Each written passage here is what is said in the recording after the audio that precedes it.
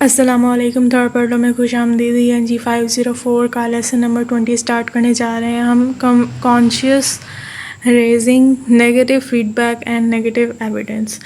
Topic number 116 121 तक cover करेंगे।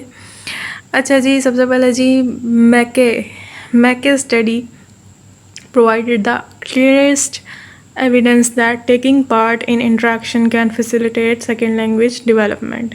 ठीक हो गया। MCQ उसने क्लियरेस्ट एविडेंस दिया कि भाई इंटरेक्ट करवाओ सेकेंड लैंग्वेज यूज़र्स का, उन्हें उस तरह बेहतर तौर पर लैंग्वेज डेवलप होगी, लैंग्वेज सीखेंगे वो। इस हवाले से जी उन्होंने कहा फिर हमें कोई ऐसा स्ट्रॉन्ग थियोरेटिकल मॉडल दे दें, ठीक है, जिसके ऊपर हम बेस कर पाएँ, जिसके ऊपर हम इन्हसार करें। वो क्या? तो फिर रिसर्चर्स ने ना रिसर्च की, उन्होंने कुछ आइडियाज़ ऐड किए इस चीज़ में, इस इंट्रैक्शन हाइपोथेसिस के आइडिया में कुछ चीज़ें ऐड की। वो क्या थी? कुछ आइडियाज़ थे, वो क्या थे? Noticing, consciousness raising and attention. Noticing क्या था? बच्चों को नोटिस करवाना। कॉन्शियस रेजिंग, उन्हें कॉन्शियसली लर्न करवाना, उनको मेंटली प्रेजेंट करवाना कि ये लैंग्वेज सीख रहे हैं, यहाँ पे आप गलती कर रहे हैं, यहाँ पे आप इसे ऐसे सीखेंगे। अटेंशन, उनकी अटेंशन करवाना उस चीज़ की तरफ, ठीक है। लॉन्ग्स ने जो हमने पिछले चैप्टर में पढ़ा कि उसने इंट्रैक्शन हाइपोथेसिस दिया था, सिस्टमेटिक अप्रोच थी उसने जी उसकी जो है ना ये इंट्रैक्शन हाइपोथेसिस ने बहुत ही ज़्यादा कंट्रीब्यूशन किया है नेगेटिव एविडेंस देने में टू सेकेंड लैंग्वेज लर्नर, कि कैसे सेकेंड लैंग्वेज लर्नर अपने लैंग्वेज के नेगेटिव एविडेंस को एनालाइज कर सकते हैं, या क्या क्या हो सकते हैं वो negative evidence second language learner की लैंग्वेज में, ठीक है। क्या मुझे नेगेटिव एविडेंस डिफ़ाइन करने की ज़रूरत है? कर ही देती हूँ।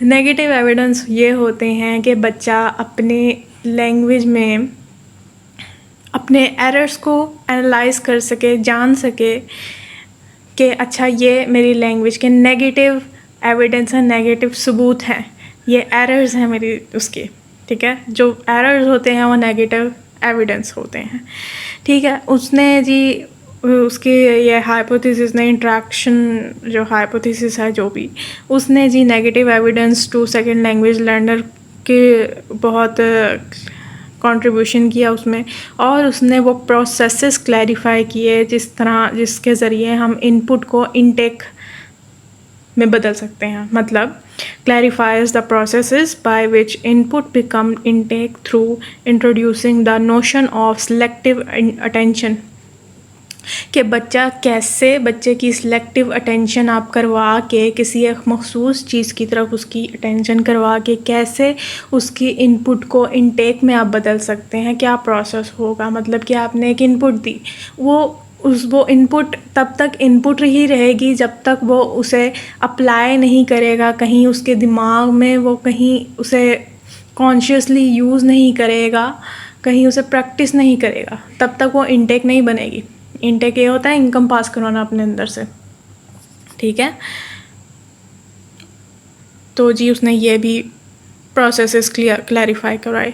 आउटपुट हाइपोथेसिस जी हम पहले भी पढ़ चुके हैं। उनका कहना है कि आउटपुट हाइपोथेसिस से ज़्यादातर लोग यही मुराद लेते हैं कि बच्चा जो है वो आउटपुट निकाले, प्रैक्टिस करे अपनी लैंग्वेज को, जबकि स्वेन जो है उसने स्वेन की जो ये आउटपुट हाइपोथेसिस है वो ना प्रैक्टिस के आइडिया से बहुत ज़्यादा ऊपर है।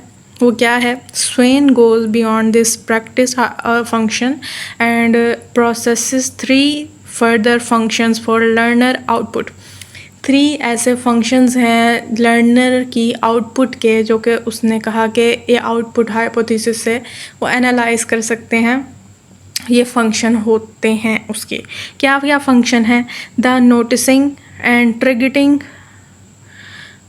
Triggering function, conscious raising role. सबसे पहला क्या होता है फंक्शन आउटपुट हाइपोथेसिस का या आउटपुट का बच्चे की, कि भाई उसे पता लगता है, वो नोटिस करता है अपनी लैंग्वेज के नेगेटिव एविडेंस को, गैप्स को, कि कहाँ पे मेरी लैंग्वेज में एरर आ रहा है, कहाँ पे नहीं, कहाँ पे मैंने कैसा फोनोलॉजी यूज़ की, कहाँ पे क्या हुआ। वो सबसे पहले नोटिस की स्टेज होती है, वो नोटिस करता है अपने गैप्स को, अपने एरर्स को, ठीक है। फिर दूसरा क्या फंक्शन होता है, द हाइपोथेसिस टेस्टिंग फंक्शन। वो टेस्ट करता है, एनालाइज करता है उन एरर्स को। The meta linguistic function reflective role, वो उन टेस्ट इवैल्यूएशन के बाद उनको प्रैक्टिस करता है, एक्सपेरिमेंट करता है उनको। फिर उस एक्सपेरिमेंट के बाद वो उसे अपने दिमाग में स्टोर कर लेता है। फिर उसे पता, मेटा लिंग्विस्टिक ये होता है कि आप सिचुएशन के लिहाज से सही वर्ड को एनालाइज कर पाएँ, उसके मीनिंग को एनालाइज कर पाएँ, उसे आपके दिमाग में सही लैंग्वेज स्टोर हो, ठीक है। The meta linguistic function reflective role, कि आप रिफ्लेक्ट कर पाएँ अपनी लैंग्वेज पे। तो सबसे पहले आप नोटिस करते हैं अपने गैप्स को, आप उन्हें एनालाइज करते हैं, इवैल्यूएट करते हैं, फिर आप लास्ट में उनको प्रैक्टिस करते हैं और स्टोर कर लेते हैं अपने दिमाग में। फिर उसे सिचुएशन के हवाले से, जो आपके सामने सिचुएशन चल रही होती है उसके हवाले से अप्लाई करते हैं आप कि अच्छा यहाँ पे ये लैंग्वेज ऐसे यूज़ होती है। Feedback, recast and negative evidence in first language acquisition. Feedback यही है कि भाई आपको फीडबैक टीचर देती है कि यहाँ पे आपने ये गलती की, यहाँ पे ऐसे, यहाँ पे वैसे, ठीक है। रिकास्ट, मेरे ख्याल से पिछले चैप्टर में बताया था कि टीचर जो है वो एक्सप्लिसिटली आपको नहीं बताती कि यहाँ पे गलती है, मतलब आपको ये नहीं कहती यहाँ पे आपने गलती की, आपके सामने वो सेंटेंस सही तरह करके बोल देती होती है कि आप खुद एनालाइज करें कि अच्छा यहाँ पे ये गलती है। ये होता है रिकास्ट। नेगेटिव एविडेंस, जी आपकी जो लैंग्वेज में एरर्स होते हैं वो नेगेटिव एविडेंस होते हैं। यहाँ जी MCQs देख लें। Without negative evidence learners can not discover the limits and boundaries of the language system. MCQs। अच्छा जी, अगेन MCQs आ गया कि care takers recast offer implicit negative evidence about children's interim grammatical hypothesis. जो care takers होते हैं वो अक्सर रिकास्ट जो करते ही होंगे, पिछले चैप्टर में तो उन्होंने डिनाई कर दिया था इस चीज़ को। वैसे उनके जो होते हैं रिकास्ट, वो जी ये नेगेटिव एविडेंस का काफ़ी ज़्यादा हमें सबूत देते हैं, बच्चे की नेगेटिव एविडेंस का। अच्छा जी, सेकंड लैंग्वेज लर्नर की तरफ आ जाएं कि सेकंड लैंग्वेज लर्नर ये नेगेटिव एविडेंस जो है उन्हें कैसे एनालाइज करेगा। ये जी MCQs देख लें कि Oliver study provided significant findings.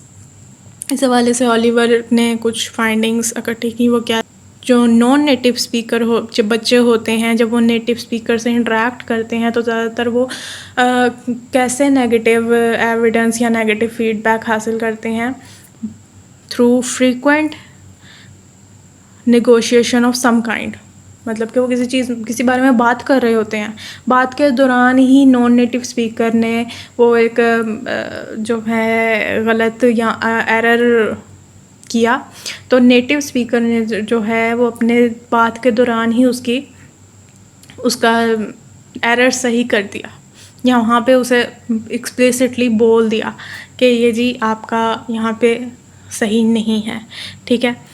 इसके अलावा रीकास्ट जो है, recast usually occurred in response to utterance containing single errors in association with particular type of grammatical mistake. Recast जो है इस हवाले से, सेकंड लैंग्वेज लर्निंग के हवाले से, रिकास्ट जो है उनका कहना है एक सिंगल एटरेंस में ज़्यादातर यूज़ किए जाते हैं, कि एक निगोशिएशन के हवाले से नहीं। वो कह रहे एक सिंगल एटरेंस नॉन नेटिव स्पीकर ने बोला, अब उसमें एरर किया तो फिर अगले ने उसे उसके जवाब में सही कर दिया विदाउट एनी फॉर्मल इंस्ट्रक्शन या explicit display. Negative feedback and recast in the second language classroom. जी अब सेकेंड लैंग्वेज लर्निंग की क्लासरूम में नेगेटिव फीडबैक या रिकास्ट का क्या सीन होता है, कैसे टीचर प्रोवाइड करती है बच्चों को। तो जी लेस्टर एंड कलीग्स ने जी noted that recast were the most common type of feedback. MCQs उन्होंने ये नोट किया कि ये रिकास्ट जो है वो मोस्ट कॉमन है फीडबैक के हवाले से। Recast were much less likely to lead to immediate self correction by the student. उनका कहना है कि ये देखा गया कि रीकास्ट के हवाले से कि अगर आप कहते हैं ना कि आप रीकास्ट करें बच्चे की लैंग्वेज को रीकास्ट करें तो वो इवेंचुअली सही हो जाएगा, एरर ठीक कर लेगा। नहीं जी, बहुत ढीठ होते हैं। Teacher were more likely to respond to lexical errors with negotiation, example given, clarification request. Teacher जो होती है ज़्यादातर जो लेक्सिकल एरर्स होते हैं, जो वर्ड्स के एरर होते हैं जो बच्चा करता है, वो ज़्यादातर निगोशिएशन के हवाले से उन्हें क्लैरिफाई करती है। मतलब उनसे पूछ लेती है क्या आपने ये वर्ड बोला ऐसे करके, तो बच्चा कहता है हाँ मैंने बोला, तो फिर उसे कह दिया नहीं जी ये वर्ड ऐसे है, ठीक है। Whereas they respond to grammatical and phonological error with recast. Teachers जो होती हैं ग्रामेटिकल और फोनोलॉजिकल एरर्स जो होती हैं वो रिकास्ट के ज़रिए ठीक करती हैं। बहरहाल recast were seen as an effective strategy in case of phonological errors MCQs. However, recasting were much less effective for repair of grammatical mistakes। के अगर आप कहें कि grammatical mistakes बच्चे की रिकास्ट के तौर पर ठीक हो जाएंगी के हवाले से, तो आप गलत फहमी का शिकार हैं। ठीक हो गया, बस जी, इसी के साथ हमारा लेसन ख़त्म। अपना ध्यान रखें, दुआ में याद रखें। अल्लाह हाफिज़।